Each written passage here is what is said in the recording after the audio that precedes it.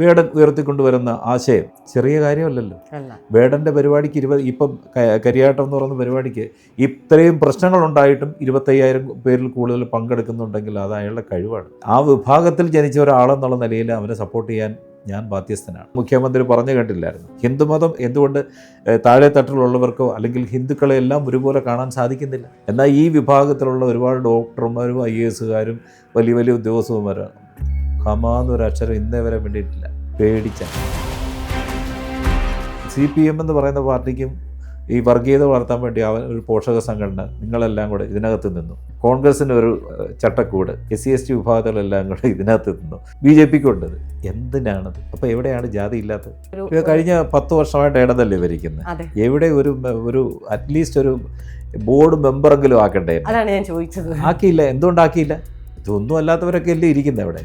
ഇരട്ട നീതിയും എല്ലായിടത്തും റേസിസമുണ്ട്. ഞാൻ പാടിക്കൊണ്ടിരിക്കുന്ന പാട്ടിനെ എങ്ങനെ കുറ്റം പറയാം? ബൈനോക്കുലറും കൊണ്ടാണ് വരുന്നത്. ഇയാൾ ഇങ്ങനെ വരുന്നത്. എൻ്റെ ഒരു ഇതിൽ പോലും ബാധിക്കുന്നില്ല എന്നുള്ളത് വേറെ കാര്യം. വേടൻ എന്ന് പറയുന്ന വേടൻ്റെ ഒരു ഫോട്ടോ ഞാൻ ഇട്ടപ്പം 1 മണിക്കൂറിൽ 500 കമൻറ്റ് വന്നു. നെഗറ്റീവാണ് മൊത്തം. എന്തിനാത്? അങ്ങനെ ചീത്ത വിളിച്ചാൽ നമ്മുടെ അഭിപ്രായങ്ങൾ മാറും. അങ്ങനെ മാറുന്നതല്ലിത്. ഞാൻ വേടനെ ഒരു അനിയനായിട്ടാണ് കാണുന്നത്. എൻ്റെ ഒരു ചോരയായിട്ടാണ് ഞാൻ കാണുന്നത്. ഇനി എന്ത് പറയുന്നത് പറഞ്ഞാലും ഞാൻ വളരെ കൃത്യതയോടെ ആ സ്റ്റേറ്റ്മെൻറ്റ് കൊടുത്തിട്ടുണ്ട്. എനിക്ക് ചെയ്യാൻ പറ്റാത്ത കാര്യങ്ങൾ അയാൾ കയറുമ്പോൾ അയാളുടെ കഴിവെന്താണ്? ഈ അനീതിക്കെതിരെ സംസാരിക്കുവാൻ ആരെങ്കിലും കേരളത്തിൽ, കാരണം പേടിയാണ്. തിരുവനന്തപുരത്തിൻ്റെ തന്നെ വലിയ പരിപാടികൾ വരുമ്പോൾ അതിനകത്തൊന്നും ഞാൻ കാണത്തില്ല. കേരളത്തിൻ്റെ ഏത് ഭാഗങ്ങളിലും നടത്തിയാലും ഒരിക്കലും ഞാൻ ആ ലിസ്റ്റിൽ വരുന്നില്ല. ഇനി നിറത്തിൻ്റെ അടിസ്ഥാനത്തിലാണോ, മതത്തിൻ്റെ അടിസ്ഥാനത്തിലാണോ, ഇനി മറ്റെന്തെങ്കിലും കാരണത്താലാണോ മാറ്റി നിർത്തപ്പെടുന്നത്, ഞാൻ എനിക്ക് വേണ്ടി മാത്രം ഒരിക്കലും സംസാരിക്കാറില്ല. പന്തളം ബാലൻ സാറാണ് എന്നോടൊപ്പം. നമസ്കാരം. നമസ്കാരം. എനിക്ക് സത്യത്തിൽ കുറച്ച് ടെൻഷനൊക്കെ ഉണ്ട്. എങ്ങനെ സംസാരിക്കണം, എവിടെ സംസാരിക്കണം? ഒരു കാര്യമില്ല, തുറന്ന പുസ്തകമാണ് ഞാൻ. ടെൻഷൻ്റെ ഒന്നും ഒരു ആവശ്യം. തുറന്ന പുസ്തകമായതുകൊണ്ടാ രണ്ടുപേരും തുറന്ന ആകാശത്തേക്ക് പോയ പൊതുവേ എയറിലാണ് ഞാൻ. കാരണം നമ്മുടെ ഈ നിലപാടുകൾ പറയുമ്പോൾ പലപ്പോഴും മറ്റൊരാളുടെ ആഗ്രഹത്തിനോ അഭിപ്രായത്തിനോ അല്ലെങ്കിൽ ഇങ്ങനെ തന്നെ ആയിരിക്കണമെന്ന് അങ്ങനെ ജീവിക്കാൻ പറ്റുന്ന ഒരാളല്ലല്ലോ. അതെനിക്ക് പലപ്പോഴും തോന്നിയിട്ടുണ്ട്. എപ്പോഴും, അതായത് 2 രീതിയിൽ നമുക്ക് വായിക്കാം. ഇപ്പം സാറ് ഒരു പൊതുവാണ്, സാറിനെ അംഗീകരിച്ചേക്കുന്ന ഒരു പൊതുവായിട്ടുള്ള ഒരാൾ എപ്പോഴും സംസാരിക്കേണ്ടത് ഇങ്ങനെയാണെന്നും അവർക്കൊരു ചട്ടക്കൂടിൽ മാത്രമേ സംസാരിക്കാൻ പറ്റുള്ളൂ, അതൊരു മീറ്ററിൽ കൂടുതൽ ചിരിക്കാൻ പോലും പറ്റില്ല എന്നും, ഒരു മീറ്ററിൽ കൂടുതൽ അങ്ങനെയുണ്ടല്ലോ. അൾട്ടിമേറ്റ് നമ്മളൊക്കെ ഒരു മനുഷ്യരാണ്. നമ്മൾ പൊതുസമൂഹം, കാരണം നമ്മളൊരു മാതൃകയാണ്. അല്ലെങ്കിൽ നമ്മൾ പന്തളം ബാലൻ എന്ന് പറഞ്ഞൊരു വ്യക്തി ഒരു കാര്യം പറയുമ്പോൾ അത് കേൾക്കുന്ന ഒരു സമൂഹം ഉണ്ട് ഇവിടെ. അപ്പോൾ അത് നമ്മളൊരു മാതൃകയാകുമ്പോൾ ഇങ്ങനെ പറയാൻ പറ്റുള്ളൂ എന്നുണ്ട്. പക്ഷേ അത്രയൊക്കെയാണെന്ന് പറഞ്ഞാൽ നമ്മൾ മനുഷ്യരല്ലേ, നമ്മൾക്കില്ലേ ചില കാര്യങ്ങൾ പൊട്ടിപ്പോകും ചില സമയങ്ങൾ. കാരണം എന്ന് വെച്ച് കഴിഞ്ഞാൽ നമ്മൾ ഞാനിപ്പം 40 വർഷമായി. അതായത് 16 വയസ്സുള്ളപ്പോൾ തുടങ്ങിയ ഒരു പാട്ട് യാത്ര ഇന്ന് ഈ 40ാമത്തെ വർഷത്തിൽ എത്തി നിൽക്കുമ്പോൾ ജീവിതാനുഭവങ്ങൾ എന്ന് പറയുന്നത് വളരെ വലുതാണ്. തീർച്ചയായും എന്നെക്കാൾ എത്രയോ വളരെ ഷോർട്ട് പീരീഡിൽ വളരെ എത്തിപ്പെടാൻ പറ്റാത്ത വലിയ മേഖലകളിൽ എത്തിയ ഒരുപാട് പേരുണ്ട്. അപ്പം എങ്ങനെ അതെങ്ങനെ സംഭവിക്കുന്നു, ഇതിങ്ങനെ സംഭവിക്കുന്നു, ഇതിൻ്റെ വേരിയേഷൻസ് വലിയ വേരിയേഷൻസ് അല്ലേ അത്? അല്ല, അത് ഞാനേ സാറിന്റെ ഇന്റർവ്യൂല്, നമുക്ക് ഈ ഒരു ഇന്റർവ്യൂല് തുറന്നു പറയാൻ പറ്റുമെങ്കിൽ സാറ് നമുക്ക് സംസാരിക്കാം. ഇത് ഞാൻ ഒരിക്കലും സാറിനെ ജഡ്ജ് ചെയ്യുന്നതോ അല്ലെങ്കിൽ അങ്ങനെയൊന്നും അല്ല. എനിക്ക് ഈ വ്യക്തിയെ കാണുമ്പോൾ ഇങ്ങനത്തെ കാര്യങ്ങൾ ചോദിക്കണം. കാരണം ഞാൻ പൊതുവിൽ പെട്ട ഒരാളാണ്, അത് പൊതുസമൂഹത്തിന്റെ ഒരാളാണ്. അപ്പൊ എനിക്ക് സംശയങ്ങൾ ഉണ്ടാവുമല്ലോ.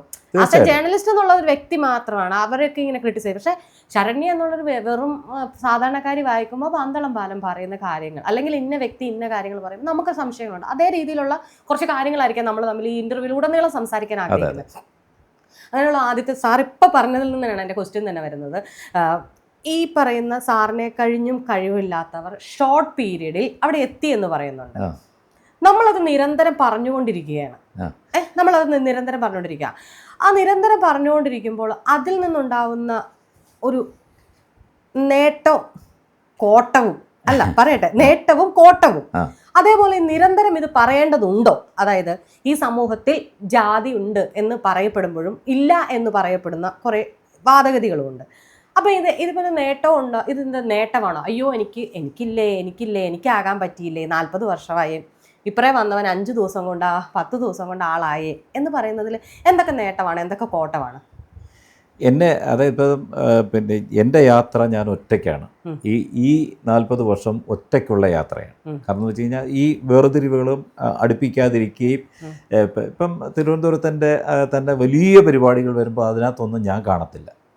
കേരളത്തിൻ്റെ ഏത് ഭാഗങ്ങളിലും നടത്തിയാലും അങ്ങനെയുള്ള വലിയ പരിപാടികൾ നടക്കുമ്പോൾ ഒരിക്കലും ഞാൻ ആ ലിസ്റ്റിൽ വരുന്നില്ല. അതെന്തുകൊണ്ട് വരുന്നില്ല എന്ന് എനിക്കിപ്പോഴും മനസ്സിലായിട്ടില്ല. ഒന്ന്.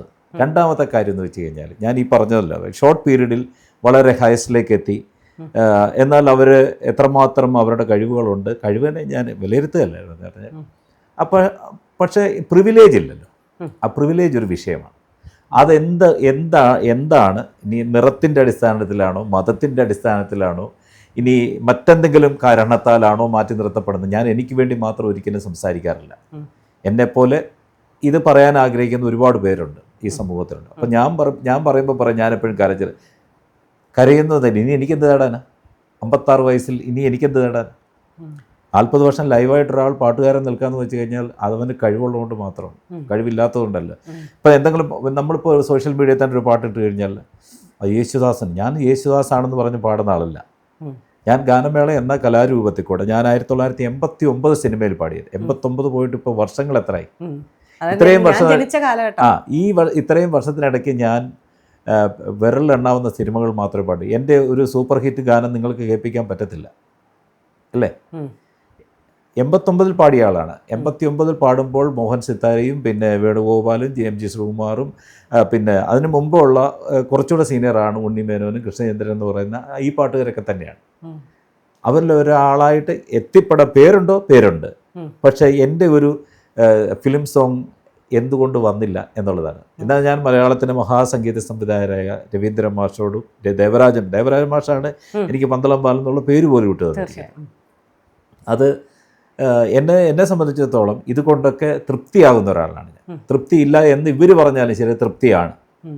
കാരണം എന്തുകൊണ്ട് സംഭവിക്കുന്നു, ഇതാണ് എൻ്റെ ചോദ്യം. ആ സംഭവിക്കുന്നത് പല കാരണങ്ങളാലാണ്. ഇപ്പം പിന്നെ അതുപോലെ തന്നെയാണല്ലോ ഇപ്പം ഈ റിയാലിറ്റി ഷോസ് ഒക്കെ നടക്കുന്നുണ്ട്. അതിനകത്ത് സാറ് പറഞ്ഞു വരുന്നത്, ഞാൻ അതിനൊരു ക്രിസ്പാക്കി പറയുവാണെങ്കിൽ 40 വർഷത്തെ യാത്രയിൽ സാറിന് മനസ്സിലായത് ഇന്ന കാരണങ്ങൾ കൊണ്ടാവാം ഞാൻ ഇവിടെ തഴയപ്പെട്ടത്. അത് ഒരു അനലറ്റിക്കലാണ്. അതായത് എൻ്റെ ലൈഫിൽ എൻ്റെ ഒപ്പം വന്നവർ ഇങ്ങനെ ആയല്ലോ, എനിക്കാവാൻ പറ്റിയില്ല, എനിക്ക് കഴിവുണ്ട്. അപ്പോൾ സാർ പറഞ്ഞല്ലോ ദേവരാജൻ മാസ്റ്റർ കൂടെ കൊണ്ടു നടന്ന് 16-ാമത്തെ വയസ്സിൽ പാടിപ്പിച്ച ഒരു വ്യക്തി എന്ന് പറയുമ്പം ഒബ്വിയസ്ലി നമ്മൾ എത്തപ്പെടേണ്ടതിൽ ഏറ്റവും ഹയസ്റ്റ് അല്ലെങ്കിൽ ഇപ്പം തന്നെ നിരവധി പാട്ടുകൾ ഉണ്ടാവേണ്ടതാണ്. ഇതാവാൻ കാരണം അപ്പം നാളെ വരുന്ന ഒരാൾക്കാരോട് പറയുവാണ് ഇവിടെ ഇങ്ങനെയൊക്കെ ഉണ്ട്, അപ്പം നിങ്ങൾ എടുക്കുന്ന ചുവടുകൾ ഏറ്റവും ശ്രദ്ധയുള്ളതായിരിക്കണം എന്നുള്ളതാണ് പറഞ്ഞു വെക്കുന്നത്. തീർച്ചയായിട്ടും. അങ്ങനെയെങ്കിൽ ഈ പറഞ്ഞു വെക്കുന്നതിനോടൊപ്പം ഇതൊരു നമ്മൾ ഇതിലേക്ക് ഞാൻ വരാം.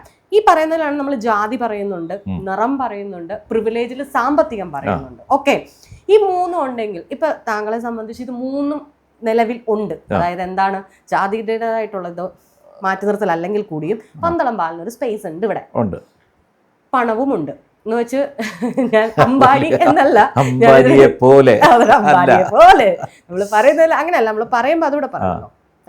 അല്ലെങ്കിൽ ഒരു സാറിന് വിളിച്ചാൽ, ഒരു കോള് വിളിച്ചാൽ, ഇന്ന ആളെ പറഞ്ഞാൽ ആ സ്പോട്ടിൽ അവിടെ എത്തിക്കാൻ അല്ലെങ്കിൽ ആ സാറിന് പറഞ്ഞാൽ ചെയ്യാൻ പറ്റുന്ന ഒരു പിടിപാടുണ്ട്. അതായത് അതാണ് പ്രിവിലേജ്. എങ്കിൽ സാറിനൊരു സ്വതന്ത്ര സംഗീത സംവിധായകൻ പ്ലസ് അല്ലെങ്കിൽ ഈ പറയുന്ന ജാതിവാദം ഇതൊരു പോരാട്ടമായിട്ട് മുന്നോട്ട് കൊണ്ടുപോയിട്ട് എനിക്കോ സംഭവിച്ചു, ഇനി പിന്നെ വരുന്നവർക്ക് സംഭവിക്കാൻ പാടില്ല, അതാണ് എൻ്റെ ലക്ഷ്യവും. കാരണം എന്ന് വെച്ച് കഴിഞ്ഞാൽ ഈ അനീതിക്കെതിരെ സംസാരിക്കുവാൻ ആരെങ്കിലും കേരളത്തിൽ, കാരണം പേടിയാണ്, കലാകാരന്മാർക്ക് പേടിയാണ്. കാരണം പലർക്കും നീതി കിട്ടാത്തതിൻ്റെ ഒരു ഈ ഞാൻ പറയാൻ ആഗ്രഹിക്കുന്ന പല കാര്യങ്ങളും മറ്റുള്ളവർക്ക് ഭയമാണ്. എന്നെ സംബന്ധിച്ച് ഞാൻ ഒറ്റയ്ക്ക് ഈ വഴി തെളിച്ച് വന്ന ഒരാളെന്നുള്ള നിലയിൽ പണ്ട് മുതലേ പ്രതികരണ ശേഷി ഞാൻ ദേവരാജൻ മാഷ ശിഷ്യയാണ്. കാരണം ശരി അല്ലെന്ന് കണ്ടു കഴിഞ്ഞാൽ അത് ചോദിക്കും. കാരണം മറ്റൊരാളുടെ അവസരങ്ങൾ ചോദിക്കാതെ മുന്നിലേക്ക് വന്ന ഒരാളാണ് ഞാൻ. ഈ അടുത്തിടെ സൂരജ് ഒരു ഇന്റർവ്യൂ കൊടുത്തിരുന്നു, സൂരജ് സന്തോഷ് റിപ്പോർട്ടർ ചാനലിൽ. ഭയങ്കര ക്ലാരിറ്റിയിലായിരുന്നു ഇന്റർവ്യൂ, പെർഫെക്റ്റാ. അപ്പം ഞാൻ ഞെട്ടിപ്പോയി. ഞാൻ ഇതുവരെയും ഒരു ഇന്റർവ്യൂ കണ്ടിട്ട് ഒരാളെയും വിളിച്ച് ഞാൻ സംസാരിക്കാറില്ല. ഞാൻ വിളിച്ചു, ഞാൻ സംസാരിച്ചിട്ട് ഞാൻ പറഞ്ഞു നന്നായി നിങ്ങൾ പ്രസന്റ് ചെയ്തിരുന്നു ജാതിയെക്കുറിച്ച് എന്ന് ഞാൻ പറഞ്ഞു. നമ്മൾ പറയുമ്പോൾ അത് അപകർഷതാബോധം അല്ലെങ്കിൽ ജാതിയിൽ താന്നവൻ, ഇപ്പം പന്തളം ബാലൻ പറയുമ്പോൾ കളറിന്റെ ജാതിയിൽ താഴേന്റെ അപകർഷതാബോധമാണെന്ന് പറയും. പക്ഷെ സൂരജ് അത് പറഞ്ഞപ്പോൾ അത് ഓക്കെ. അതായത് സൂരജ് എന്നോട് പറഞ്ഞു, ശരണി എനിക്ക് ഇതൊന്നും കിട്ടിയിട്ടില്ല, അതായത് എനിക്ക് എന്താ പറയാ, എനിക്കങ്ങനെ മാറ്റി നിർത്തപ്പെടുകയൊന്നും ഉണ്ടായിട്ടില്ല, പക്ഷെ ഇങ്ങനെ ഒരു സാധനം ഉണ്ട്.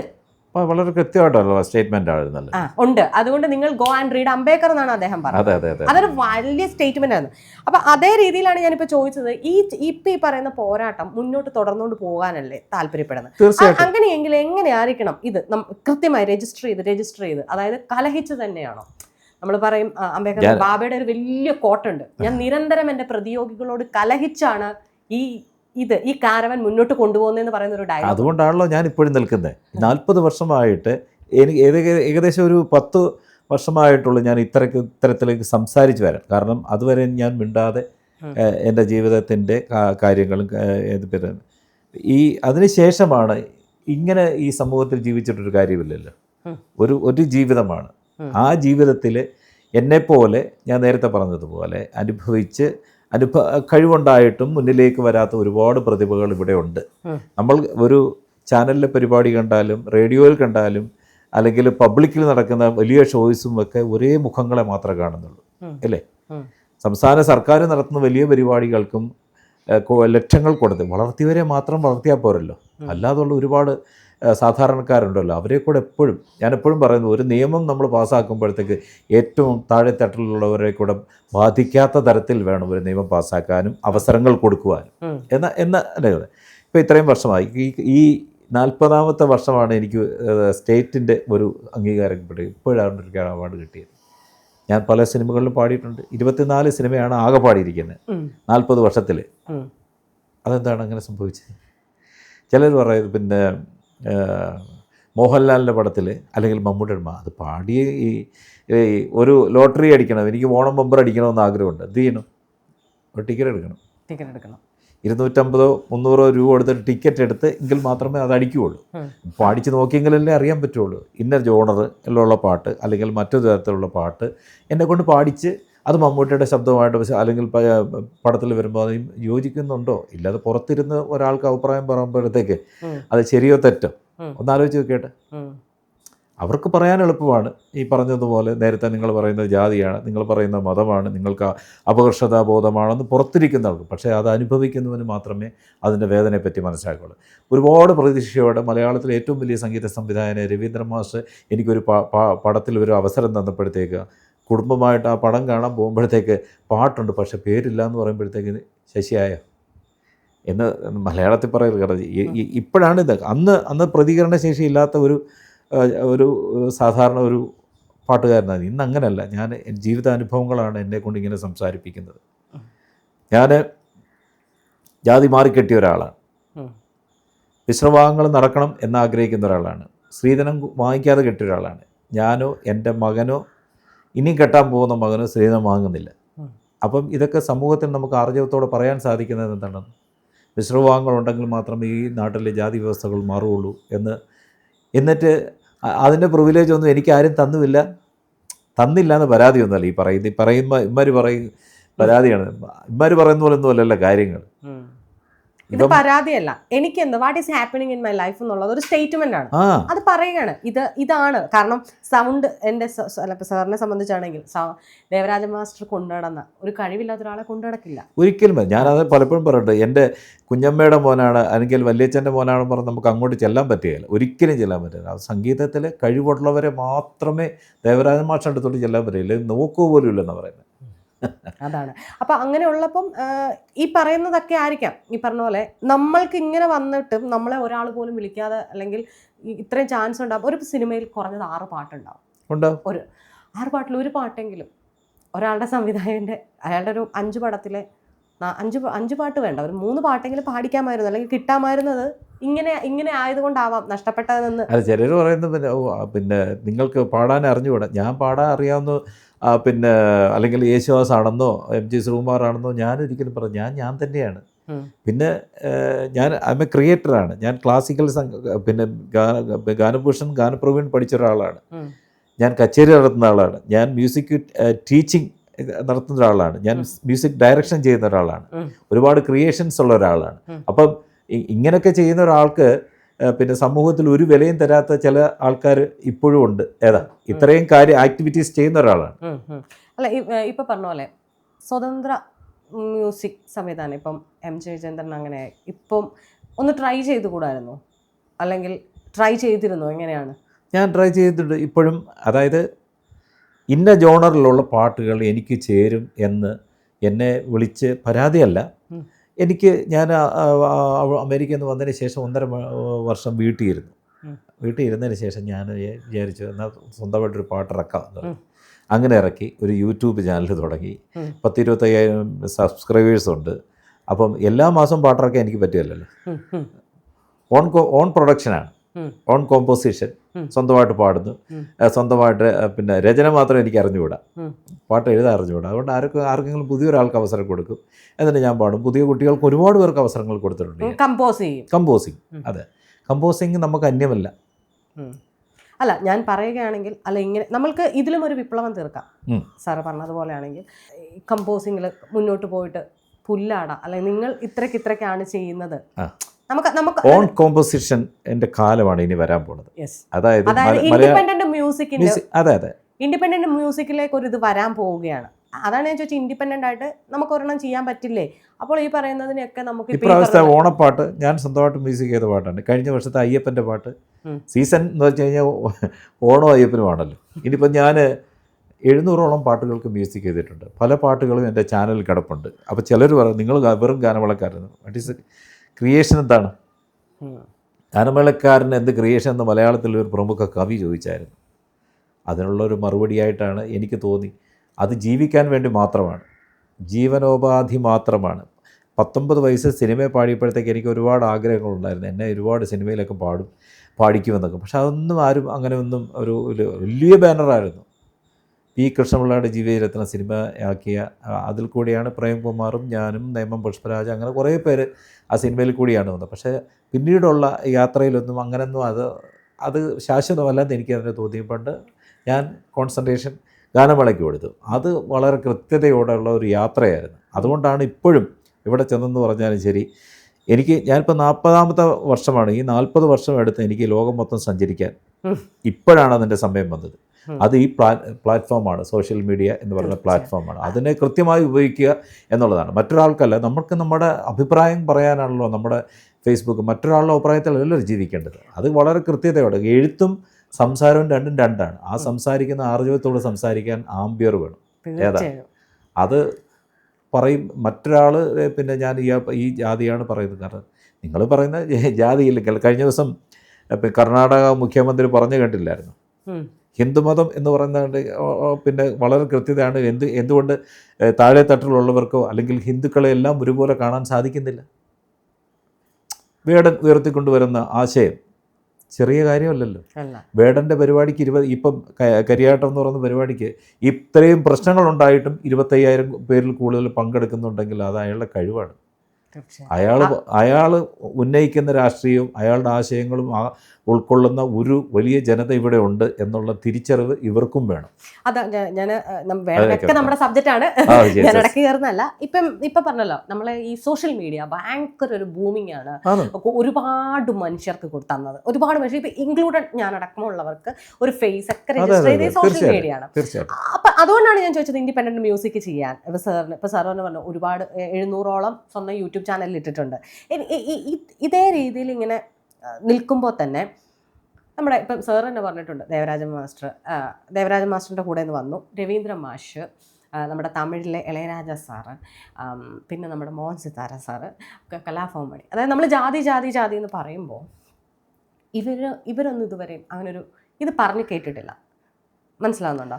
അതാണ് നമ്മളെ, അല്ലെങ്കിൽ ഇതാണ് പന്തളംപാലിനെ ചെക്ക് വെക്കുന്ന ഒരു സാധനം. ചെക്ക് വെച്ചോട്ട് ഒരു കുഴപ്പമില്ല.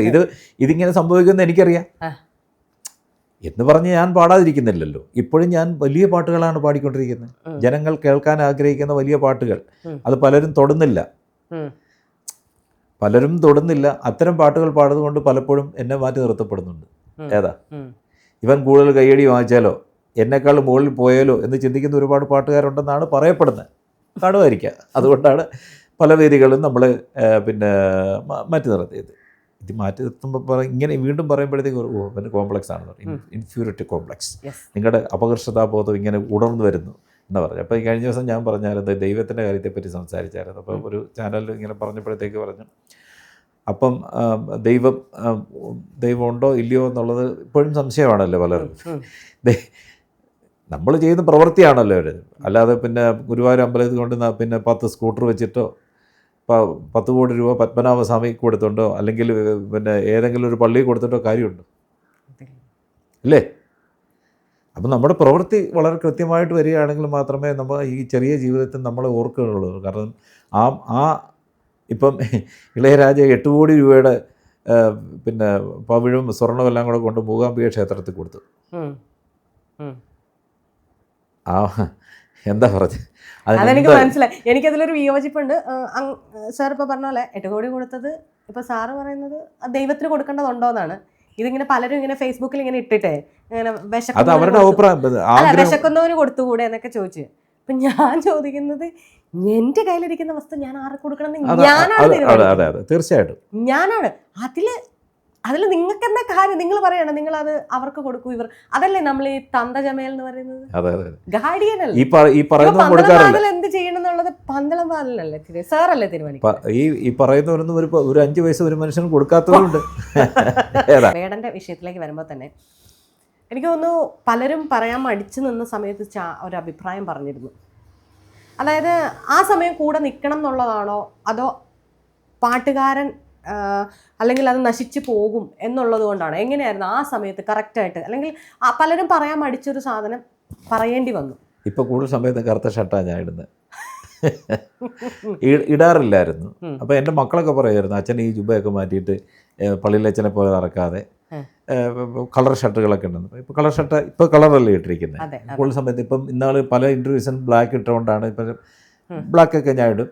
ബ്ലാക്ക് അത്ര മോശമായ ഒരു കളറാണോ?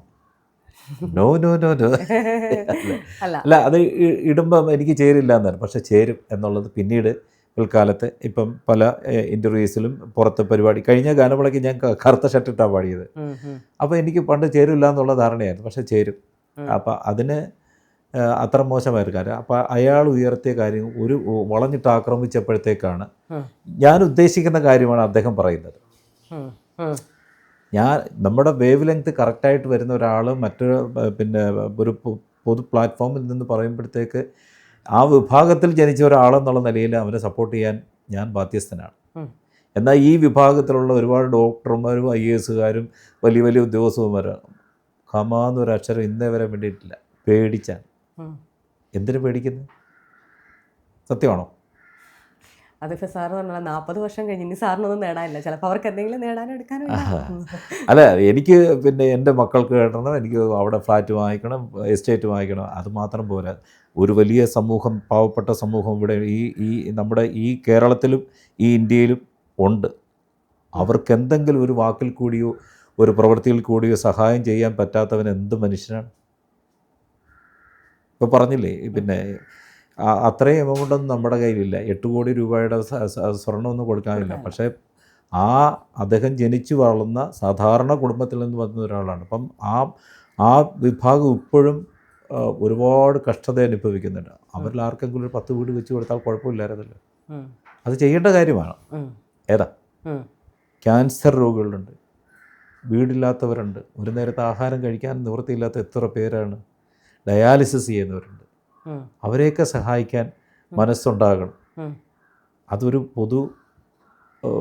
ഒരു കലാകാരൻ്റെയോ ഒരു മനുഷ്യൻ്റെയോ ധർമ്മമാണെന്ന് വിശ്വസിക്കുന്ന ഒരാളാണ് ഞാൻ.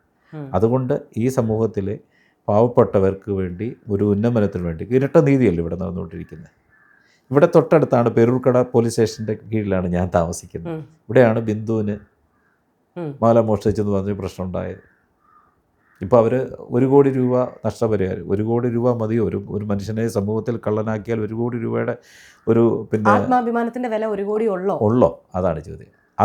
അതിന് താഴെ വന്ന് കമൻ്റ് എഴുതുന്ന ഞാൻ സന്തോഷ് ജോർജ് കുളങ്ങര പറഞ്ഞ ഒരു കാര്യത്തെപ്പറ്റി ഞാനിങ്ങനെ ചിന്തിക്കുകയാണ്. അപ്പം നമ്മുടെ അഭിപ്രായങ്ങൾ സോഷ്യൽ മീഡിയയിലോ അല്ലെങ്കിൽ പൊതു ഇടത്തിലോ സംസാരിക്കുമ്പോഴത്തേക്ക് നിങ്ങൾ ആരെങ്കിലും കണ്ടിട്ടുണ്ടോ? ഏതെങ്കിലും പ്രിവിലേജ് ഉള്ള ഒരാൾ വന്ന് അതിന് താഴെ കമൻറ്റ് ചെയ്യുന്നത് കണ്ടിട്ടുണ്ടോ എന്ന് ചോദിച്ചു.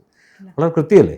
അതായത് വിവരമോ വിദ്യാഭ്യാസമോ ഉള്ള ഒരാൾ അതിൻ്റെ താഴെ വന്നിട്ട് ഇപ്പോൾ വരുന്ന ഈ നെഗറ്റീവ് കമൻറ്റ്സ് എല്ലാം, അതായത് പിന്നെ ഈ അടുത്തിടെ വേടൻ്റെ പിന്നെ ഒരു വിഷയം വന്നപ്പോഴത്തേക്ക് ഞാൻ ഈ വേടനെ കണ്ടപ്പോഴത്തേക്ക് എന്നെ കെട്ടിപ്പിടിച്ചു വേടൻ. അപ്പോൾ എന്തുകൊണ്ടായിരിക്കും? കാരണം ഇങ്ങനെ നോക്കിയിരുന്നപ്പോഴത്തേക്കാണ് എന്നെ കണ്ടത്.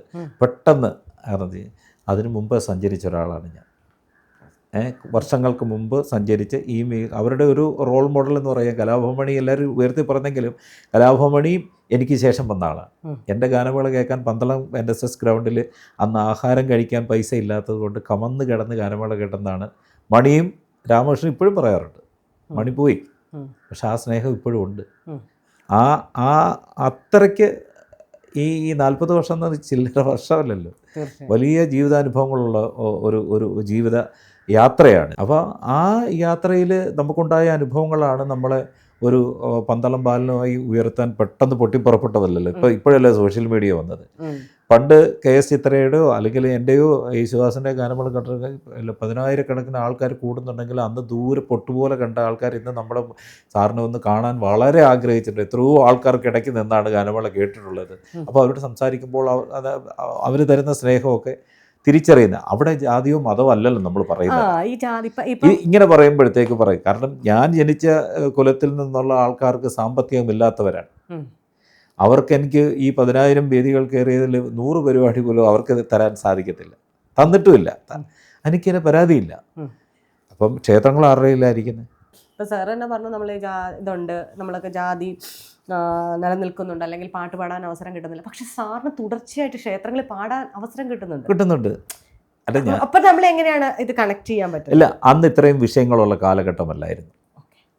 അതൊരു ഘടകമാണ്. ഇപ്പോഴാണ്, ഇപ്പോൾ ഒരു 15 വർഷങ്ങൾക്ക് മുമ്പ് കേരളത്തിലെ ഒരു മുസ്ലിം സമുദായത്തിൽപ്പെട്ട ഒരാളെ കണ്ടു കഴിഞ്ഞാൽ നമുക്ക് വേർതിരിവില്ലായിരുന്നു. എനിക്കിപ്പോഴും ഇല്ല. എനിക്ക് മുസ്ലിം സഹോദരങ്ങളുണ്ട്, ഫ്രണ്ട്സുണ്ട്, ക്രിസ്ത്യാനികളുണ്ട്, ഇവരെല്ലാം നായന്മാരുണ്ട്. ഇവരെല്ലാം കൂടെ ചേർന്നിട്ട് എന്നെ വളർത്തിയിരിക്കുന്നത്. ഞാൻ അങ്ങനെ അതിനെപ്പറ്റി പറഞ്ഞിട്ടേ ഇല്ല. ഒരു 15 വർഷമായിട്ടാണ് ഇത്രയും ഈ വർഗീയത നമ്മുടെ നാട്ടിൽ വരുന്നതും വേർതിരിവുകൾ വരുന്നതും, ഒരു പിന്നെ മുസൽമാനെ കണ്ടു കഴിഞ്ഞാൽ അവരെ തല്ലി ഓടിക്കുന്നതും, അവർക്ക് പിന്നെ പൗരത്വം കൊടുക്കാതിരിക്കുക, അവർ ഇവിടുത്തുകാരല്ലെന്ന് പറയുന്നത്, എന്തെങ്കിലും പ്രശ്നമുണ്ടെങ്കിൽ മറ്റു രാജ്യത്തോട്ട് പോകുന്നു. ഈ ഒരു വാക്കുകളൊക്കെ കേൾക്കാൻ തുടങ്ങിയത് ഇപ്പോഴാണ്. പുതിയ തലമുറ അത് കേട്ട് വളരുകയാണ്. അപ്പോൾ അതിനെതിരെ, കാരണം നമ്മൾ എല്ലാവരും ഒരമ്മ പെറ്റ മക്കളാണെന്ന് പഠിച്ച് വന്ന ഒരു കമ്മ്യൂണിസമാണ്. എൻ്റെ വീടൊക്കെ മാർക്സിസ്റ്റ് പാർട്ടിയുടെ ഒരു കേന്ദ്രമായിരുന്നു. അപ്പോൾ അത് കണ്ട് വിളക്ക് കത്തിക്കാത്തൊരു വീട്ടിൽ ജനിച്ച് വന്ന ഒരാളാണ് ഞാൻ. അപ്പം എന്നും ഡെയിലി കമ്മിറ്റിയായിരുന്നു, പാർട്ടി കമ്മിറ്റികളൊക്കെ ആയിരുന്നു. അപ്പോൾ ആ ഒരു കൾച്ചറിൽ നിന്ന് വന്ന ഒരാൾക്ക് ഇതൊക്കെ കാണുമ്പോഴത്തേക്ക് എടുക്കാതിരിക്കാനും പറ്റില്ല. ഞാൻ DBSൽ വർക്ക് ചെയ്തിട്ടുണ്ട്, ദേശാഭിമാനി ബാലസംഘത്തിൽ വർക്ക് ചെയ്തിട്ടുണ്ട്, SFIയിൽ വർക്ക് ചെയ്തിട്ടുണ്ട്, DYFI വർക്ക് ചെയ്തിട്ടുണ്ട്. പിന്നെ ട്രിവാൻഡ്രത്തിലേക്ക് വന്നതിന് ശേഷം ഈ പാർട്ടിയിൽ നടക്കുന്ന വിവേചനങ്ങളെപ്പറ്റി, അപ്പം നമ്മുടെ ആൾക്കാർക്ക് ഒരു ഏരിയ സെക്രട്ടറി അതിനപ്പുറത്തോട്ട് വളർച്ചയില്ലല്ലോ. ഇല്ല. ഇപ്പം CPM എന്ന് പറയുന്ന പാർട്ടിക്കും ഈ വർഗീയത വളർത്താൻ വേണ്ടി ഒരു പോഷക സംഘടന നിങ്ങളെല്ലാം കൂടെ ഇതിനകത്ത് നിന്നു. കോൺഗ്രസ്സിന് ഒരു പിന്നെ ചട്ടക്കൂട്, SC/ST വിഭാഗത്തിലെല്ലാം കൂടെ ഇതിനകത്ത് നിന്നു. BJPക്കുണ്ടത്. എന്തിനാണത്? അപ്പോൾ എവിടെയാണ് ജാതി ഇല്ലാത്തത്? ഇത് ഞാൻ പറയണ്ടെന്ന് വെച്ചതാണ്, പക്ഷേ പറഞ്ഞു വന്നപ്പോഴത്തേക്ക് ഇത് പറയുന്നതാണ്. അപ്പം ജാതിയില്ല, മതമില്ല എന്നൊക്കെ പറയാൻ എളുപ്പമാണ്. ഒരു മതവും ഒരു ജാതിയും ഒരു ചോര കുഞ്ഞ് ജനിക്കുമ്പോൾ അതൊരു മാംസ കുഞ്ഞായിട്ട് ജനിക്കുന്നു, അല്ലേ? അതിലേക്ക് വിശ്വാസവും അന്ധവിശ്വാസവും ജാതിയും മതമൊക്കെ അടിച്ചേൽപ്പിക്കുന്ന ഒരു സമൂഹത്തിലാണ് നമ്മൾ ജീവിക്കുന്നത്. ഇപ്പം നമ്മൾ ക്ഷേത്രത്തിൻ്റെ കാര്യം പറഞ്ഞു, അമ്പലങ്ങളിലും അല്ലെങ്കിൽ ഈ പറയുന്ന എല്ലായിടത്തും രാഷ്ട്രീയ പാർട്ടികളിലും ഈ പറയുന്ന ജാതി മതം എല്ലാം ഉണ്ട്. അങ്ങനെ ഇരിക്കുമ്പോൾ ഇപ്പം സാർ ആദ്യം പറഞ്ഞാണ്, ഞാൻ അതിനന്നേരപ്പത്തേക്ക് ഒന്ന് ക്രോസ് ചെക്ക് ചെയ്തായിരുന്നു, ക്രോസ് വെച്ചായിരുന്നു, ചെക്ക് ചെയ്യില്ല, ക്രോസ് ചെയ്തായിരുന്നു. അതായത് ഈ പറയുന്ന നമ്മുടെ സ്റ്റേജ് ഷോസ്, ഞാൻ ആദ്യം തന്നെ ഞെട്ടിപ്പോയി. ഞാൻ അപ്പം ചോദിക്കണം എന്ന് ഓർത്താണ്, പക്ഷെ ഇപ്പോഴാണ് എൻ്റെ ഓർമ്മയിലേക്ക് പെട്ടെന്ന് വന്നത്. 40 വർഷം ഒരാൾ നിന്നിട്ട് സ്റ്റേജ് ഷോയിൽ ഇന്ന് വരെ ഒരു ജഡ്ജായിട്ട് പോലും പോവാത്തത് അതെന്തായിരിക്കും? അതെൻ്റെ ചോദ്യം. ഞാൻ പറഞ്ഞിട്ടുണ്ട്, എനിക്ക് കഴിവില്ലാത്തതുകൊണ്ടാണ്. ഈ സ്റ്റേജ് ഷോ, പിന്നെ ചാനൽ ഷോ എന്ന് പറയുന്നത് ശരിക്കും ഗാനമേളയുടെ പാട്ടുകളെ കീറി മുറിച്ച് പറയുന്നത് നന്നായിരുന്നു, അവ്യസം. ഇങ്ങനെ പറയാനേ എല്ലാവർക്കും ഉള്ളൂ. അപ്പം നീ അതൊന്ന് പാടി കാണിക്കട്ടെ. ഇപ്പം പ്രമദവനം വീണ്ടും അല്ലേ, ഋതുരാഗം ചൂടി ഒരു കൊച്ചു പാടുമ്പോഴത്തേക്ക് അതൊന്ന് വളരെ കൃത്യമാണ്. എനിക്ക് തോന്നുന്നു ശരത് സാർ ഒഴികെ ബാക്കി എല്ലാവരും ഇത് ഒരു കൃത്യമായ ഒരു, എനിക്ക് തോന്നുന്ന ആ റിയാലിറ്റി ഷോ ഉള്ളതുകൊണ്ട് മാത്രമാണ് ശരത് സാറിനെ എല്ലാവരും അറിഞ്ഞത് അല്ലേ. നല്ല 2-3 പടത്തിലെ പാട്ടുകൾ ചെയ്തിട്ടുണ്ട്. ക്ഷണക്കത്ത്, പവിത്രം, പിന്നെ അങ്ങനെ 3-4 പടങ്ങളാണല്ലോ അദ്ദേഹം ചെയ്തത്. പിന്നെ സിന്ദൂരരേഖ, നല്ല ഉഗ്രം പാട്ടുകളാണ് ചെയ്തിരിക്കുന്നത്. പക്ഷേ അദ്ദേഹത്തിന് ഇപ്പോൾ എത്ര നാളായി പടം ചെയ്തിട്ട്? KS ചിത്ര എത്ര കാലമായി ഒരു പാട്ട് പാടിയിട്ട് അല്ലേ? അടുത്തിടെ ഒന്നും പാടി കഴിഞ്ഞാൽ, എന്നാൽ ഇപ്പോൾ വളരെ ചുരുക്കമാണ്. ചുരുക്കം. സിനിമയിൽ പാട്ടില്ല, അതാണ് അതിൻ്റെ കാര്യം. സിനിമയിൽ പാട്ടെന്ന് വെച്ച് കഴിഞ്ഞാൽ 4 വരിയേ ഉള്ളൂ. ഇപ്പം ആ പാടുന്ന പാട്ടുകാർ അവരുടെ ശബ്ദമോ ഒന്നും ഐഡൻറ്റിഫൈ ചെയ്യാൻ സാധിക്കുന്നില്ല. ഇപ്പോൾ പാട്ടുകാർ ഒരുപാടുണ്ട്, ലിബറലായി. അപ്പം അത് നല്ലത് തന്നെയാണ്, ഒരുപാട് പേർക്ക് അവസരങ്ങളാണ്. അപ്പം ഞാൻ ഈ പലപ്പോഴും പല ഇൻ്റർവ്യൂസിലൊക്കെ ഞാൻ ചോദിച്ചാണ്. അപ്പം ഇവന് പറഞ്ഞത് കൊതിക്കറിവാണെന്ന് പറയും. അതല്ല ഞാൻ പറയുന്നത്. ഒരു ഈ നിറമുള്ള ഒരു ജഡ്ജിനെ നിങ്ങൾ എവിടെയെങ്കിലും അത് കാണിച്ചതാ? ഇതിൽ ഈ മാറ്റി നിർത്തൽ പറഞ്ഞ ചാനലിനും വലിയ പങ്കുണ്ട്, എല്ലാ ചാനൽസിനും ഉണ്ട് പങ്ക് അല്ലേ. പെരൂർക്കടയിലെ ബിന്ദുവിൻ്റെ പടം മാത്രമേ കാണിച്ചുള്ളൂ, ആ ആരോപണം ഉന്നയിച്ചവരുടെ പടം കാണിച്ചില്ലല്ലോ എന്ന് പറയുന്നത് പോലെ ഈ ഇരട്ട നീതിയാണ് ഈ നമ്മുടെ സമൂഹത്തിൽ നടന്നുകൊണ്ടിരിക്കുന്നത്. ഇതൊക്കെ ഈ പ്രിവിലേജ് എങ്ങനെയാണ് ഉണ്ടാകുന്നത്? എനിക്ക് പന്തളം ബാലൻ എന്ന് പറയുന്നതിന് അപ്പുറത്തോട്ട് വേറൊരു സാധനമില്ല അല്ലേ. ഞാൻ സാധാരണ കുടുംബത്തിൽ ജനിച്ചതാണ്. അച്ഛൻ ഒരു ഹെഡ് മാസ്റ്റർ ആയിരുന്നു, അമ്മ പന്തളം NSS കോളേജിലെ തൂപ്പ് ജോലിയായിരുന്നു. ഇതൊക്കെ പറയുമ്പോഴത്തേക്ക് തന്നെ അവൻ്റെ സാമ്പത്തികവും അവൻ്റെ സണ്ണിയം കപ്പിക്കാട് സാറ് പറഞ്ഞതുപോലെ കാസർഗോഡ് ചെല്ലുന്നതിന് മുന്നേ ജാതി എവിടെ ചെല്ലും എന്ന് പറഞ്ഞതുപോലെ എൻ്റെ ജാതി നോക്കിയാൽ എനിക്ക് ഒരുപാട് പിന്നെ എന്നെയും എൻ്റെ പാട്ടിനെ സ്നേഹിക്കുന്ന ഒരുപാട് ആൾക്കാരുണ്ട്. പക്ഷേ നമ്മളെക്കൊണ്ട് ഇത് പറയിക്കുന്നത് എന്ന് വെച്ച് കഴിഞ്ഞാൽ ജീവിതാനുഭവങ്ങളാണ് പറയിക്കുന്നത്. അല്ലെങ്കിൽ എന്തുകൊണ്ട് ഞാൻ ഇന്നലെ എൻ്റെ ഭാര്യ ഒരു അതർ കമ്മ്യൂണിറ്റിയിൽ ഇവിടുത്തെ എന്താ പറഞ്ഞ ഒരു പ്രിവിലേജ് ഉള്ള ഒരു ജാതിയിലുള്ള ഒരു കുട്ടിയാണ് എൻ്റെ വൈഫ് എന്ന് പറയുന്നത്. ഞാൻ അവളോട് ചോദിച്ചായിരുന്നു എന്തുകൊണ്ടാണ് ഞാൻ, അപ്പോൾ പലപ്പോഴും പറഞ്ഞിട്ട് ഇവിടെ ജാതിയും മതമൊന്നുമില്ലെന്ന് ഇവരൊക്കെ പറയുന്നു.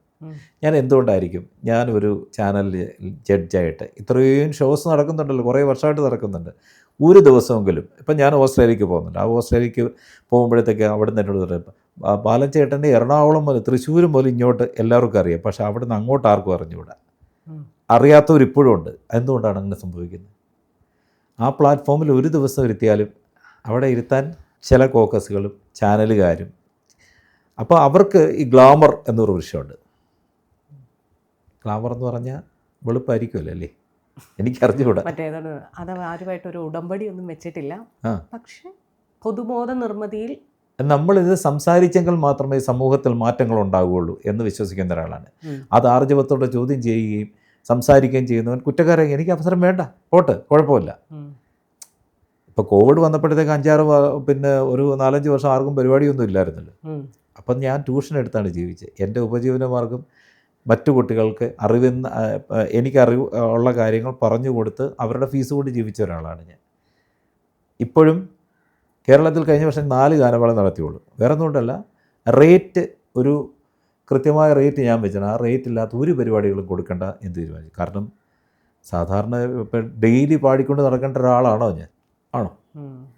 അതിന് നമ്മുടെ കൃത്യമായിട്ട് നമുക്ക് പ്രതിഫലം കിട്ടണം, മറ്റുള്ളവർ ജീവിക്കുന്ന പോലെ നമുക്ക് ജീവിക്കാൻ സാധിക്കണം. ഇത് ചെയ്യപ്പെടേണ്ട തന്നെ കാര്യമാണ്. കാരണം ഇത് ചോദിക്കാൻ ആരിരിക്കുന്നു? എന്നെപ്പോലൊരു സീനിയറായ ഒരു ആർട്ടിസ്റ്റ് അല്ലാതെ വേറെ ആർക്ക് ഇത്രയും ആർജവത്തോടെ ചോദിക്കാൻ സാധിക്കുന്നു? നിങ്ങൾ അപ്പം പറഞ്ഞ് ഇതിനൊരു അവസരം കിട്ടാത്തതുകൊണ്ട് അതല്ല ഞാൻ പറയുന്നത്. എനിക്ക് അവസരമൊന്നും വേണ്ട, എനിക്ക് അതിനകത്ത് കയറി ഇരിക്കുകയും വേണ്ട. പക്ഷേ ഇരുന്നാലുള്ള ഗുണത്തെപ്പറ്റിയും അതാണ് ഞാൻ ഓസ്ട്രേലിയയിലെ കാര്യവും മറ്റൊരു സ്ഥലത്തെ കാര്യവും ഇപ്പോഴും കേരളത്തിൽ പന്തളം പുള്ളിക്കെന്ന കഥാപ്രസംഗമാണോ പറയുന്നത്? അതോ നാടൻ പാട്ടാണോ? നാടൻ പാട്ട് മോശമല്ലല്ലോ, നമ്മൾ ആ നാടൻ ശീലുകൾ കേട്ട് പാടി വന്ന ഒരാളാണ്. പക്ഷേ പ്രൊഫഷൻ വേറെയാണല്ലോ. അറിയപ്പെടാതെ പോകുന്നതിൻ്റെ കാര്യം എന്താ? ഐഡൻറ്റിറ്റി എന്ന് വെച്ച് കഴിഞ്ഞാൽ അതിനാണ് നമ്മൾ സോഷ്യൽ മീഡിയ എന്ന് പറഞ്ഞ പ്ലാറ്റ്ഫോം നമ്മൾ വളരെ കൃത്യമായിട്ട് നമ്മളെയൊക്കെ സഹായിക്കാൻ വേണ്ടി ഈശ്വരൻ ഉണ്ടെങ്കിൽ ആ ഈശ്വരൻ തന്ന ഒരു പ്ലാറ്റ്ഫോമാണ്. ഈശ്വരൻ ഉണ്ടെന്ന് ഞാൻ വിശ്വസിക്കുന്നില്ല. ഈശ്വരൻ വിശ്വാസവും കുറച്ച് മുമ്പത്തെ കമ്മ്യൂണിസവും പറഞ്ഞപ്പോൾ ഒരു കാര്യം ഞാൻ അടുത്തിടെ ഒരു BJP ചായവ് വരുന്നതായിട്ട്. എനിക്കോ? ഒരിക്കലുമില്ല. എനിക്ക് ഞാൻ ഏത് പാർട്ടിയിൽ പോയാലും BJP പോവില്ല. ഞാൻ പണ്ട് മുതലേ ലെഫ്റ്റിസ്റ്റാണ്. ഇടത് ആശയങ്ങളോടാണ് എനിക്കിഷ്ടം. അപ്പോഴും എനിക്കൊരു ചോദ്യം ചോദിക്കാനുണ്ട്. ഇടത് ആശയങ്ങൾ ഇങ്ങനെ പിന്തുടരുന്ന ഒരാളെ ഇടത്ത് നിന്നാൽ ഒരു പക്ഷേ കുറേ കൂടെ ഒരു എന്താ പറയുക അപ്പർ ഹാൻഡ് കിട്ടുന്ന ഒരു അവസ്ഥയിൽ ഇങ്ങനെ ഒരു തരത്തിലും ഒരു ചാൻസോ ഇപ്പോൾ പറയുന്ന പോലെ ഇവിടെ എന്തെങ്കിലും ഒരു കഴിഞ്ഞ 10 വർഷമായിട്ട് ഇടതല്ലേ ഭരിക്കുന്നത്. എവിടെ ഒരു അറ്റ്ലീസ്റ്റ് ഒരു ബോർഡ് മെമ്പറെങ്കിലും ആക്കണ്ടേ? അതാണ് ഞാൻ ചോദിച്ചത്. ആക്കിയില്ല. എന്തുകൊണ്ടാക്കിയില്ല? എനിക്ക് ഇതൊന്നും അല്ലാത്തവരൊക്കെ അല്ലേ ഇരിക്കുന്നത് അവിടെ. ഈവൻ കാഫ് എന്ന് പറയുന്ന സംഘടന തുടങ്ങി. കാഫ് എന്താ വെച്ചാൽ കേരള ആർട്ടിസ്റ്റ് ഫ്രട്ടേണിറ്റി എന്ന് പറഞ്ഞ വലിയ സംഘടന തുടങ്ങിയായിരുന്നു. അപ്പോൾ അവരുടെ വെബ്സൈറ്റ് നോക്കിയാട്ട് അതിനകത്ത് ഞാൻ ഇല്ല. എന്തുകൊണ്ടില്ല? സമം എന്ന് പറയുന്ന സംഘടന തുടങ്ങിയായിരുന്നു. സമത്തിൻ്റെ വെബ്സൈറ്റ് നോക്കിയിട്ട് അതിനകത്ത് ഞാൻ ഇല്ല. ആ പ്ലാറ്റ്ഫോമിലെല്ലാം ഇരട്ട നീതിയും ഈ എന്താ പറഞ്ഞേ എല്ലായിടത്തും റേസിസമുണ്ട്. അതിൻ്റെ ഒരു ഇരയാണ് ഞാൻ. വളരെ വ്യക്തതയോടെ പറയുകയാണ്. ഇങ്ങനെയുള്ള സ്ഥലങ്ങളിലൊന്നും ഞാൻ വരുന്നില്ല. ഞാൻ വരേണ്ടതല്ലേ? ആരെന്ത് പറഞ്ഞാലും 40 വർഷമായിട്ട് ഈ ഫീൽഡിൽ ഇപ്പോഴും ആക്റ്റീവായിട്ട് നിൽക്കുന്ന ലോകം മൊത്തം സഞ്ചരിക്കുന്ന ഒരു പാട്ടുകാരനാണ് ഞാൻ. യവന്മാരൊക്കെ എന്ത് പറഞ്ഞാലും ശരി അത്തരത്തിലുള്ള പാട്ടുകൾ പാടി തന്നെയാണ് ഞാൻ ഇപ്പോഴും എല്ലാ ദിവസവും പ്രാക്ടീസ് ചെയ്ത് വളരെ കൃത്യതയോടെ. ഇപ്പോൾ ലോകം നമ്മുടെ ഒരു തെറ്റ് കണ്ടുപിടിക്കാൻ വേണ്ടി ഇരിക്കുന്നതല്ല. ഞാൻ പാടിക്കൊണ്ടിരിക്കുന്ന പാട്ടിനെ എങ്ങനെ കുറ്റം പറയാൻ ബൈനോക്കുലറും കൊണ്ടാണ് വരുന്നത്. ഇയാൾ ഇങ്ങനെ വരുന്നത് കുറ്റം പറയാൻ വേണ്ടിയാണ് വരുന്നത്. പാട്ട് ആസ്വദിക്കാനല്ല വരുന്നത്. ആസ്വദിക്കാനും ആഗ്രഹിക്കുന്നവരുണ്ട്. യൂട്യൂബ് ചാനലൊക്കെ എടുത്ത് നിങ്ങൾ നോക്കിയാൽ മതി, അല്ലെങ്കിൽ ഞാൻ ഇടുന്ന പോസ്റ്റ് നോക്കിയാൽ മതി. അതിൻ്റെ താഴെ വന്ന് ചെയ്യുന്ന കാര്യങ്ങൾ എൻ്റെ ഒരു ഇതിൽ പോലും ബാധിക്കുന്നില്ല എന്നുള്ളത് വേറെ കാര്യം. ഏതാ വേടൻ എന്ന് പറയുന്ന വേടൻ്റെ ഒരു ഫോട്ടോ ഞാൻ ഇട്ടപ്പം 1 മണിക്കൂറിൽ 500 കമൻറ്റ് വന്നു. നെഗറ്റീവാണ് മൊത്തം. എന്തിനത്? വേടൻ പുതിയൊരാളാണ്, അയാളുടെ ആശയങ്ങളാണ് കൊണ്ടുവരുന്നത്. അതിനെ ഞാൻ സപ്പോർട്ട് ചെയ്തതിന് വേടനെ ഞാനും കൂടെ കെട്ടിപ്പിടിച്ച ഫോട്ടോ ഇട്ടതിനാണ് എന്ന് ഞാൻ വേടനൊപ്പം എന്ന് പറഞ്ഞ് എഴുതിയിട്ടായിരുന്നു. അതിനാണ് 1 മണിക്കൂറിൽ 500 കമൻറ്റ് ചീത്തവിളിയാണ്. അങ്ങനെ ചീത്ത വിളിച്ചാൽ നമ്മുടെ പിന്നെ അഭിപ്രായങ്ങൾ മാറും. അങ്ങനെ മാറുന്നതല്ലിത്. ഇത്തരത്തെ ഉള്ള ജീവിതാനുഭവങ്ങളുള്ള ഒരാൾക്ക് പിന്നെ ഡോക്ടർ B.R. അംബേദ്കർ നേടിത്തന്നൊരു സ്വാതന്ത്ര്യവും ആ ഭരണഘടനയിൽ വിശ്വസിച്ച് ജീവിക്കുന്ന ഒരാളാണ് ഞാൻ. അതിനല്ലാതെ ഊരത്തിനെ മൈൻഡ് ചെയ്യത്തില്ല ഞാൻ. വളരെ കൃത്യതയോടെ. അതല്ലേ നമുക്ക് സ്വാതന്ത്ര്യം തരുന്നത്. ആ സ്വാതന്ത്ര്യം വേണ്ടേ? ആ സ്വാതന്ത്ര്യമാണ് ഞാൻ സംസാരിക്കുന്നത്. അതെ അതെ അതെ ആ സ്വാതന്ത്ര്യത്തിലാണ് ഞാൻ സംസാരിക്കുന്നത്. അതിനകത്ത് ഇപ്പോൾ ഈ സ്വാതന്ത്ര്യത്തിൻ്റെ കാര്യം പറഞ്ഞു, ഇപ്പോൾ ഈ പറഞ്ഞ ഭരണഘടനയുടെ കാര്യം പറഞ്ഞു. നമ്മളിതൊക്കെ എനിക്ക് തോന്നിയത് ഇത്രയും നേരം നമ്മൾ തമ്മിൽ സംസാരിക്കാൻ തുടങ്ങിയിട്ട് 1.5-3 മണിക്കൂറായി. ആദ്യം പല ഇൻ്റർവ്യൂസിലാണെങ്കിലും സാർ ഇങ്ങനെ പറയുന്നുണ്ട്, എനിക്ക് നേരിട്ട കാര്യങ്ങൾ ഇതാണ്, അല്ലെങ്കിൽ ഇതാണ്, ഇവിടെ ജാതിയുണ്ട്, അല്ലെങ്കിൽ ജാതി ഇതുകൊണ്ടാവാം, അല്ലെങ്കിൽ 40 വർഷമായിട്ട് ശേഷം നമ്മൾ തന്നെ ചില സമയത്ത് എനിക്ക് ഇത്ര നന്നായിട്ട് ചെയ്യാൻ വേണ്ടിയിട്ട് എന്തായിരിക്കും എന്നെ അതിനകത്ത് വിളിക്കുക. നമ്മളെ വിളിക്കാത്തതിലോ അതിൽ പങ്കെടുക്കാത്തതിലോ അല്ല, എന്തുകൊണ്ടായിരിക്കും ഒരു പേര് പോലും വരാത്തത്, ഒരു സജഷൻ പോലും വരുന്നില്ല. അതാണ് സാറിൻ്റെ ഒരു പ്രശ്നം. എനിക്കതാണ് ഞാൻ മനസ്സിലാക്കണതും അതാണ്. അതായത് ഓക്കെ, നമ്മളിപ്പോൾ ഒരാളുടെ പേര് വരുമ്പോൾ എടാ നമുക്ക് ഈ പരിപാടിക്ക് ഇദ്ദേഹത്തിനെ കൂടെ വിളിച്ചാലോ, അല്ലെങ്കിൽ ഈ സമയത്തിൽ ഇദ്ദേഹം അങ്ങനെ ഉണ്ടാവും എന്ന് പോലും നമ്മുടെ പേര് പറയാതെ അങ്ങനെ ഒരാളെ ഇല്ലാത്ത രീതിയിൽ രജിസ്റ്റർ ചെയ്യാതെ നമുക്ക് മുന്നേ വന്നവരാണെങ്കിലും നമുക്ക് ശേഷം വന്നവരാണെങ്കിലും ഇങ്ങനെ നിൽക്കുമ്പോൾ നമ്മൾ എന്തായിരിക്കും ചെയ്തതെന്നുള്ളൊരിതാണ്. എനിക്ക് തോന്നുന്നു ഒരുപാട് മറക്കാനാവാത്ത തിക്ത അനുഭവങ്ങൾ കിട്ടിയിട്ടുണ്ടാവാം ഒരിക്കലും. ഇങ്ങനെ എന്താ പറയുക, നമുക്ക് ഇന്ന് ഓർക്കുമ്പോൾ അന്ന് 2 രീതിയിൽ ഇവിടുത്തെ വലിയ പാട്ടുകാർ പാടുന്ന പാട്ടുകൾ തന്നെയല്ലേ ഞാൻ പാടുന്നത്. അതെ, അതിനേക്കാൾ വലിയ പാട്ടല്ലേ പാടുന്നത്. അവരെല്ലാരും പറയുന്ന ഉത്സവപ്പറമ്പിലെ പാട്ടുകാർ അതാണല്ലോ. അതാണ് ഇവർക്ക് സിനിമയിൽ പാടുന്നതിന് മുമ്പ് 89 സിനിമ പാടിയ ആളാണ് ഞാൻ. അതെ, അവർ പറയുന്ന ഉത്സവപ്പറമ്പിൽ പാടിയാൽ മതി നീ എന്നുള്ളൊരു ആറ്റിറ്റ്യൂഡ്. അതാണല്ലോ ഇന്നാൾ വേടനോട് പറഞ്ഞത്, നിങ്ങൾ ആ പാട്ട് തന്നെ ചെയ്താൽ മതി എന്നല്ലേ പറഞ്ഞത്. അല്ല, അപ്പം ഞാൻ പറഞ്ഞു വന്നത് ഇത്രയും ഒരു അനുഭവങ്ങൾ ലൈഫിൽ ഒരു മറക്കാൻ പറ്റാതെ, അല്ലെങ്കിൽ അതൊക്കെ ആവാം. ഞാൻ പറഞ്ഞില്ല, നമ്മളെപ്പോഴും കാണുന്ന പുറമേയുള്ള ലെയറാണ്. ഉള്ളിൻ്റെ ഉള്ളിൽ നമുക്കിങ്ങനെയൊക്കെ പറയേണ്ടി വരുന്നത്, ഞാൻ പറഞ്ഞില്ല, 40 വർഷം സഹിച്ച അപമാനങ്ങളും പ്രയാസങ്ങളും അതൊരിക്കൽ വൺസ് പൊട്ടിത്തെറിക്കുന്ന പോലെയാണ് നമ്മൾ. എൻ്റെ അടുത്ത് ഇപ്പോഴും കഴിഞ്ഞ ദിവസം ഒരാൾ പറഞ്ഞു, മോനെ ഇതാരും വലിയ പാട്ടുകാരനാണ് കേട്ടോ എന്ന് പറഞ്ഞിട്ട്, എന്നിട്ട് പറയുന്നുണ്ട്, എവിടെ എത്തേണ്ട ആളായിരുന്നു. ഇത് കേട്ട് ഞാൻ മടുത്തു. ഏതാ എവിടെ എത്തേണ്ട ആളായിരുന്നു, ഇവിടെ എത്തേണ്ട ആളായിരുന്നു. ഞാനിപ്പം ഈ പോകുന്ന പോലെ ഈ ജീവിതം ആസ്വദിച്ച് പോകാമെന്നുള്ളതേ ഉള്ളൂ. ഏതാ അതിൽ വലിയ പ്രതീക്ഷ ഒന്നും ഞാൻ കൽപ്പിക്കുന്നില്ല. സിനിമയിൽ പാടിയിട്ട് ഒരു ആള് ഫേമസ് ആകൂ, അത് തിരുത്തിയ ആളാണ് ഞാൻ. സിനിമയിൽ പാടിയിട്ടല്ലല്ലോ ഞാൻ ഹാർഡ് വർക്ക് ചെയ്തുണ്ടാക്കിയ പേരാ. അതിന് ആർജവമുണ്ട്, അതിന് വിലയുണ്ട്, അത് ഒരുത്തൻ്റെ മുന്നിൽ താഴില്ല. അഹങ്കാരിയാണെന്ന് യുവന്മാർ പറഞ്ഞാലും ശരി, ഇതാണ് അതിൻ്റെ ഈ ട്രിവാൻഡ്രത്ത് നടക്കുന്ന വലിയ പ്രിവിലേജുള്ള പരിപാടികൾക്കൊന്നും പിന്നെ ONV കുറുപ്പുണ്ടല്ലോ, ONV കുറുപ്പ് എന്ന് പറഞ്ഞാൽ പൊന്നരിവാളം വിളിയിൽ കല്ലെറിയുന്നോൾ, ആ പാട്ട് എഴുതിയ മനോഹരമായ ഗാനങ്ങൾ എഴുതിയ ONV കുറുപ്പ് സാറിൻ്റെ അനുസ്മരണമൊക്കെ ഇവിടെ നടക്കാറുണ്ട്. അതിൽ ആ പാടുന്നത് എല്ലാം പിന്നെ അതായത് നമ്മുടെ പിന്നെ എൻ്റെ വിഭാഗത്തു നിന്ന് ഒരാൾ പോലും ഇന്നേ വരെ അവരുടെ ട്രസ്റ്റിൽ പാടിച്ചിട്ടില്ല. ഇത് ഞാൻ പബ്ലിക്കിൽ പറഞ്ഞിട്ടുണ്ട്. ഇത് പറയുമ്പോഴത്തേക്ക് ഇവൻ ജാതി പറയുകയാണെന്ന് പറയും. അത് ജാതിയല്ലേ? ONV കുറുപ്പ് കർഷക തൊഴിലാളികളുടെ പാവപ്പെട്ടവൻ്റെയും പിന്നെ ജീവിതം പാട്ടുകളാക്കി വന്ന ഒരു കവിയാണ്, ലെഫ്റ്റിസ്റ്റായിരുന്നു. പക്ഷെ അദ്ദേഹത്തിൻ്റെ പരിപാടികൾ നടക്കുന്ന ട്രസ്റ്റിൽ അദ്ദേഹത്തിൻ്റെ മകനും നടത്തുന്ന പരിപാടികളൊന്നും എന്നെപ്പോലൊരാളെ കാണുന്നില്ല. എനിക്ക് അവസരം വേണ്ടിയിട്ടല്ല, എന്നെപ്പോലൊരാളെ എന്നാണ് പറഞ്ഞിരിക്കുന്നത്. അത് അവിടെ ജാതിയല്ലേ? ഇത് പൊതുജനം അറിയണം. അതിന് വേണ്ടി ഞാൻ പറഞ്ഞല്ലോ. ഇപ്പം ആ ട്രസ്റ്റ് പാട്ട് എനിക്കെന്ത് കേടാൻ.